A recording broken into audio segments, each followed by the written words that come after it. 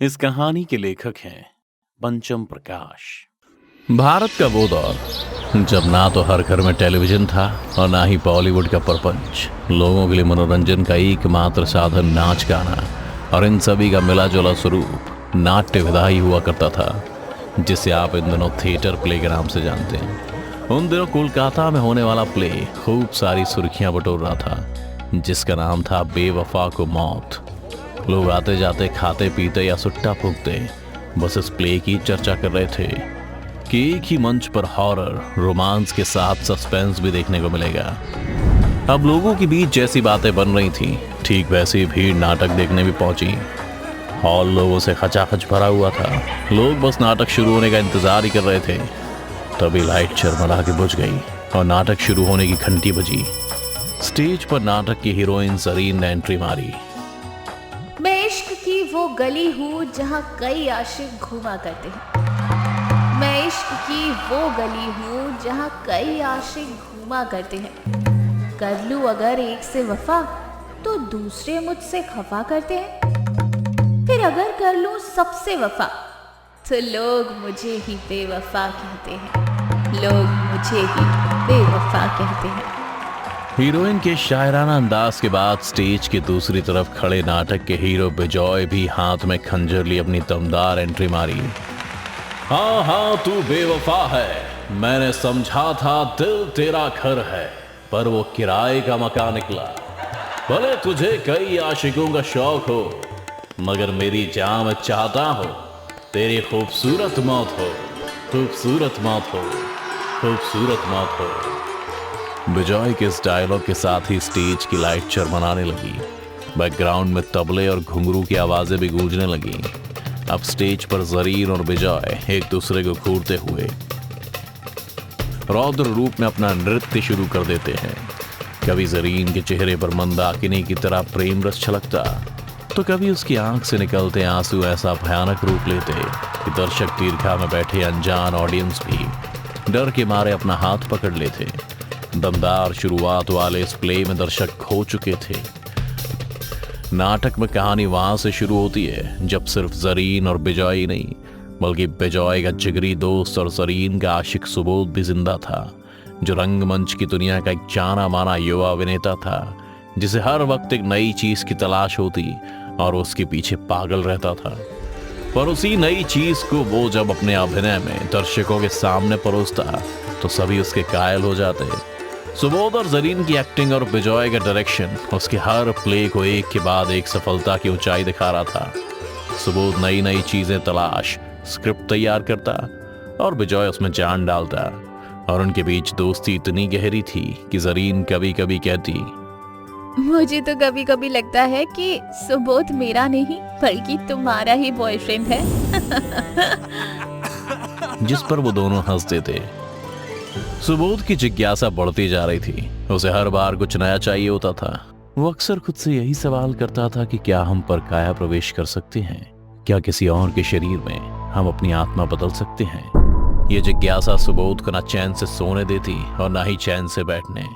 वो जगह जगह आश्रम, शमशान और अघोरियों के ठिकाने पर पहुंच इन विद्याओं के बारे में जानकारी इकट्ठा करने लगा, जिसकी वजह से वो रात रात भर घर से बाहर रहने लगा। वो जरीन को बिजॉय के पास रिहर्सल के लिए छोड़ खुद इन सभी चीजों की तलाश में बाहर रहता। जरीन और बिजॉय को भी सुबोध की चिंता होने लगी थी। एक दिन जब सुबोध थिएटर पहुंचा तो उसने किसी को फुसफुसाते सुना। जरीन कह रही थी, कौन समझाएगा सुबोध को? देखो अब तुम्हें ही कुछ करना होगा बिजॉय। इतने में सुबोध खुद ही उसके सामने आ गया। सुबोध को सामने देख बिजॉय पहले तो एक पल सहम गया, फिर आहिस्ते से सुबोध को समझाते हुए कहा, यार जरीन तेरी कितनी फिक्र करती है, पर तू है कि उसकी एक नहीं सुनता। बिजॉय किसी बात पर सुबोध ने कहा, बस कुछ दिनों की बात है, क्योंकि मेरी तलाश पूरी होने वाली है। अच्छा बिजॉय छोड़िए सब, बस यार तुम जरीन को थोड़ा वो सीन अच्छे से समझाओ कि कैसे करना है। आजकल इतनी नाराज चल रही कि मेरे साथ इसका प्यार दिखता ही नहीं। तब तक मैं थोड़ा मेडिटेशन कर लूं, 3 दिन बाद ही प्ले है। इतना कहते ही सुबोध बगल वाले कमरे में चला गया और बिजॉय ने हाथ आगे बढ़ाते हुए जरीन का हाथ मांगा और उसे प्ले के रोमांटिक सीन के बारे में समझाने लगा। इधर कमरे के अंदर सुबोध न जाने कौन सी ध्यान साधना की तैयारी करने लगा। उसने अपने सामने एक दिया जलाया और आलती पालती मारकर बैठ गया। फिर एक मुट्ठी में कुमकुम भर चारों तरफ हवा में उड़ाया और सामने थाल से मुट्ठी भर चावल ले उसे भी कुछ मंत्र बुदबुदाते हुए कमरे के चारों ओर बिखेर दिए। असल में सुबोध परकाया प्रवेश की तैयारी कर रहा था, यानी अपनी आत्मा को किसी और के शरीर में प्रवेश कराने की तैयारी। पर उसके सामने कोई दूसरा शरीर भी तो नहीं था। शायद परकाया प्रवेश या कायाकल्प करने से पहले सुबोध अपनी आत्मा को मुक्ति का अभ्यास दे रहा था, क्योंकि अगर किसी और के शरीर में एक बार प्रवेश किया तो फिर वापस से उस शरीर का मिल पाना तो नामुमकिन है। कुमकुम या चावल को हवा में उड़ाने के बाद अब सुबोध के होंठ किसी मंत्र को बुदबुदाने लगे थे और थोड़ी देर पर वो मुक्ति मुक्ति मुक्ति बोलने लगा। मंत्रों के उच्चारण से कमरे में एक अजीब सी ऊर्जा का संचार होने लगा था। फिर सुबोध के एक जोर से मुक्ति के स्वर के साथ वो दिया बुझ गया। दिया बुझते ही सुबोध ने ढाल ही सामने पड़े कुमकुम के थाल में ऐसे गिरा कि पूरे कमरे में लाल कुमकुम का धुआं बन गया और थाल की खनखनाहट ने जरीन और बिजॉय को इस कमरे तक खींच लिया। कमरे में पहुंचते ही सुबोध को बदहवास देख जरीन घबरा गई। जरीन ने तुरंत ही सुबोध को उठा, उसका सिर अपनी गोद में रख उसे होश में लाने की कोशिश की। पर सुबोध उठता कैसे, क्योंकि उसके शरीर से उसकी आत्मा अलग हो चुकी थी। इसलिए सुबोध अब बस एक लाश भर था और अपने जिस्म से जुदा सुबोध की आत्मा ये सब होता देख रही थी कि उसका प्यार और उसका जिगरी दोस्त उसके ना होने पर कितने दुखी थे।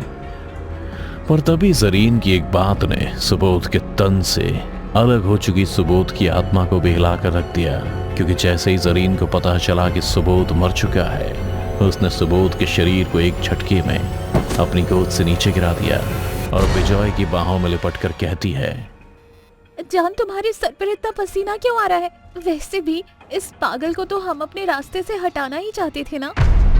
पर अचानक से इसे क्या हुआ? और 3 दिन बाद प्ले भी तो है। अचानक से लीड कैरेक्टर कौन करेगा? तुमसे अच्छा कौन करेगा?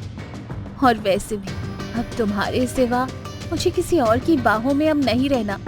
वैसे भी जब जब सुबोध मुझे छूता था मुझे खुद से घिन आती थी। अपनी माशूका की बेवफाई देख सुबोध की आत्मा भी तिल तिल कर मरने लगी थी, क्योंकि सुबोध को भी नहीं पता था कि उसकी यह कायाकल्प की तलाश उसे सच्चाई तक ले जाएगी। पर यह अंत नहीं, आरंभ था आने वाली नई तबाही का, क्योंकि सुबोध अभी मरा नहीं था, बस कुछ ही पल के लिए अपने शरीर से दूर हुआ था। जैसे सुबोध ने वापस से अपनी आत्मा शरीर में प्रवेश किया तो उसके शरीर में एक तेज हलचल हुई, जिसे देख जरीन बहुत तेज चीख पड़ी और बिजॉय तो हक्का बक्का ही रह गया कि आखिर सुबोध जिंदा कैसे हो गया। फिर नासमझपन जरीन से बोला, क्या हुआ? तुम इतनी तेज क्यों चीखी?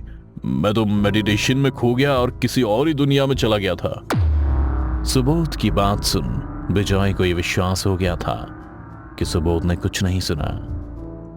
मत किया कर यार ऐसी मेडिटेशन की जान ही ना रहे। पता भी है हम कितने डर गए थे कि कहीं तुझे। बिजॉय अभी बोल ही रहा था कि जरीन ने बिजॉय की बात को काटते हुए कहा, मुझे अभी घर जाना है। इस पर सुबोध ने कहा, ठीक है तुम घर निकलो, मैं यहीं रुकूंगा। आज प्ले के स्क्रिप्ट में कुछ चेंजेस करने हैं। तुम्हें बिजॉय घर छोड़ देगा? सुबोध जानबूझकर जरीन को बिजॉय के साथ भेज देता है ताकि खुद उन पर नजर रख सके। बिजॉय दोनों को दरवाजे तक छोड़ खुद खिड़की से दोनों को देख रहा था, जिस पर जरीन बिजॉय पर चीख रही थी। अगर उसने कुछ सुन लिया होगा तो क्या होगा बिजॉय? वो तो मुझे जान से ही मार देगा। अच्छा भला मर गया था, न जाने ईश्वर ने उसे जिंदा क्यों छोड़ा। और फिर से मुझे तुम्हारे साथ एक एक पल उससे छुप के जीना होगा। जरीन की बात सुन बिजॉय ने जरीन को अपनी तरफ खींचते हुए कहा, खामखा की टेंशन ले रही हो तुम, कुछ पता नहीं चला उसे। अरे इतने सालों से हम रिहर्सल के बहाने क्या क्या करते आ रहे हैं, उसे तब तो पता नहीं चला, तो अब क्या खाक पता चलेगा। और बस कुछ ही दिन की तो बात है, फिर उसे रास्ते से हटा के हम दोनों हमेशा हमेशा के लिए खो जाएंगे। सच्ची? जरीन भी बिजॉय की बात सुन बिजॉय को अपने और करीब खींच लेती है। फिर अगले ही पल दोनों के लब आपस में सिमट अटकेलियां करने लगते हैं। प्यार के बदले मिल रही बेवफाई को देख सुबोध का रोम रोम चल उठता है। सुबोध अब अंदर ही अंदर टूट चुका था। जरीन और बिजॉय के जाने के बाद सुबोध अकेला ही कहीं दूर निकल गया था। अगली सुबह खबर मिली कि सुबोध ने आत्महत्या कर ली है। जरीन और बिजॉय भी एक आखिरी बार सुबोध की लाश देखने अस्पताल पहुंचे तो बिजॉय के चेहरे पर तो शून्य भाव थे, पर जरीन के चेहरे पर खुशी थी। आखिरकार उसे सुबोध से हमेशा हमेशा के लिए छुटकारा मिल गया था।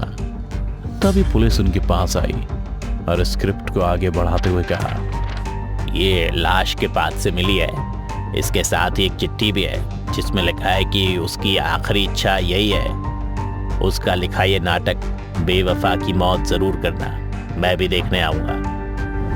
पुलिस वाला जरीन को स्क्रिप्ट थमा चुका था। जरीन भी अपने हाथ में स्क्रिप्ट लिए खुद से कह रही थी, आखिर सुबोध ने ऐसी स्क्रिप्ट क्यों लिखी होगी?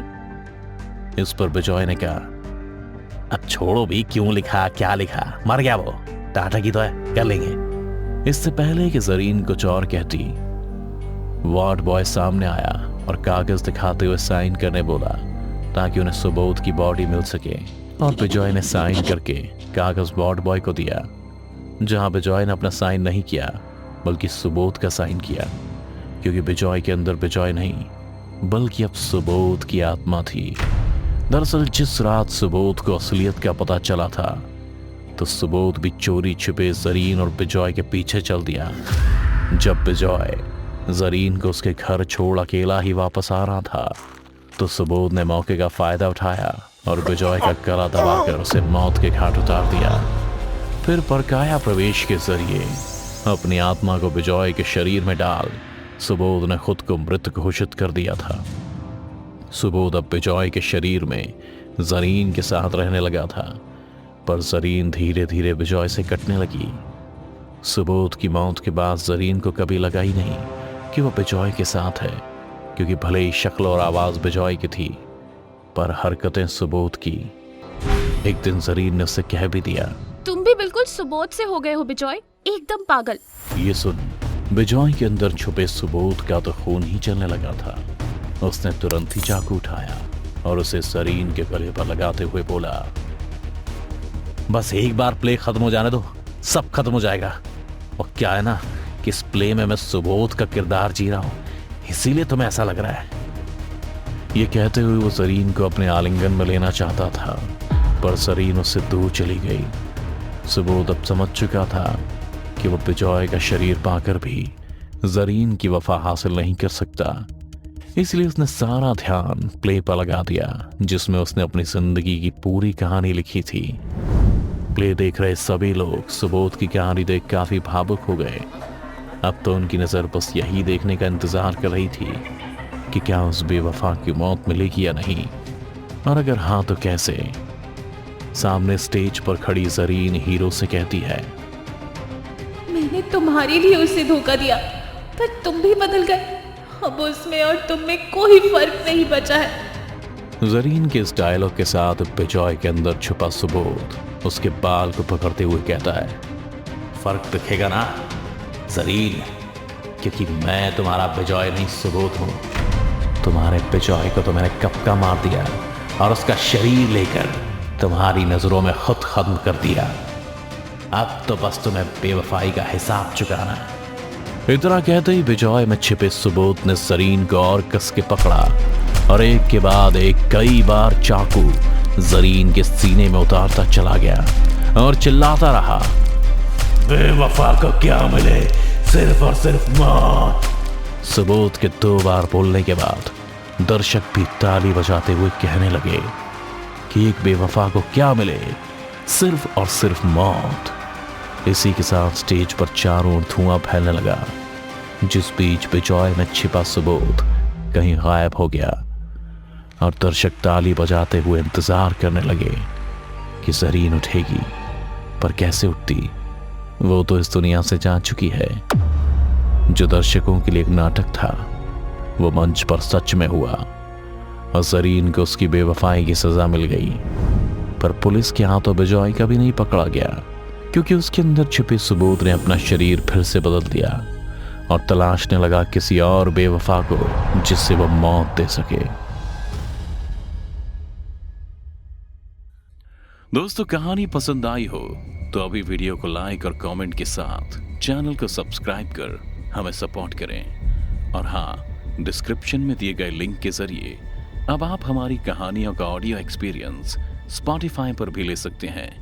अगर आपके पास भी कोई कहानी हो तो भेजिए हमें, क्या पता अगली दिल दहला देने वाली हॉरर एनिमेशन स्टोरी आपकी ही हो।